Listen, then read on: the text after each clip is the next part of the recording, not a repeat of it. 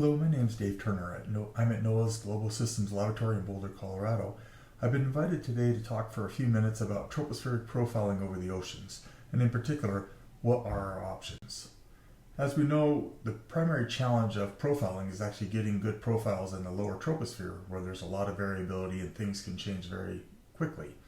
There's been a lot of studies that have kind of pointed out the needs for additional remote sensing of these lower tropospheric profiles, both publications, reports from national committees, even Fred Carr's informal survey he conducted back in the 2017 AMS annual meeting.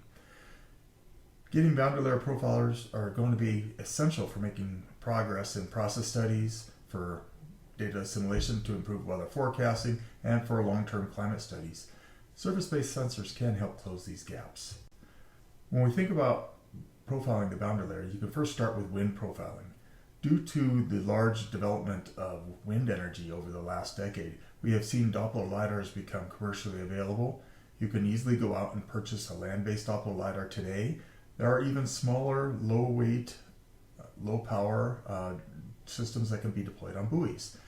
These lower power systems have maximum height and temporal limitations, but you can still get very good data over the lowest several hundred meters of the atmosphere. You can use that data to look at similarity relationships in the surface layer. You can compare model output to observations, just a whole host of capabilities offered by these type of systems.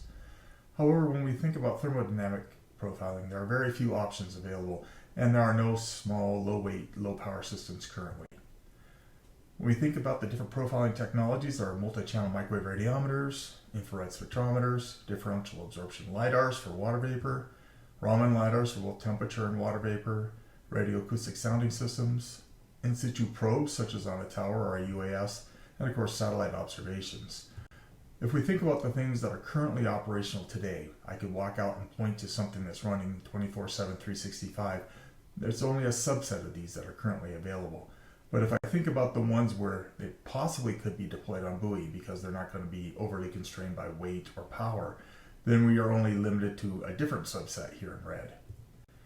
So what are our closest options today? I think it's the microwave radiometer and the infrared spectrometer. Both of them are passive-based systems. Both have been used extensively at sea, primarily on research cruises. They have different strengths and weaknesses. The advantages for the microwave radiometer is that they are lighter, they have a lower purchase cost. They're able to give some thermodynamic information in light rain conditions, but when you get to medium or heavier rain conditions, then you can get biases in the retrieve profiles. And they're able to provide a liquid water path over the full dynamic range. The advantages of the infrared spectrometer is that it's self-calibrating. You don't need to manually visit it periodically with liquid nitrogen, which is required for the microwave radiometer.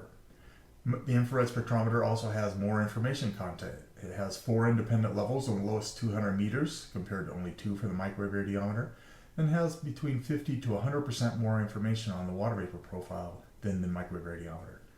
It also provides accurate liquid water path estimates, but only when the liquid water path is below 60 grams per meter squared. When you get above that limit, the infrared is saturated. One of the things that we're seeing is these advances in CubeSats that we're seeing are really working hard to reduce the size, weight, and power of both the infrared and the microwave technologies. So I think this is where we really need to go.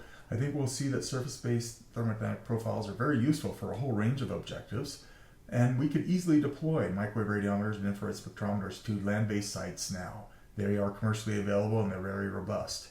But we're going to have to encourage the larger community to develop smaller, lighter, lower power systems if we want to ever deploy them on buoy. I think the CubeSat successes are moving us in that direction, but they're not designed for the harsh marine environment. So that's going to take quite a bit of engineering work. I think we're going to have probably a cohesive effort between both government and private entities.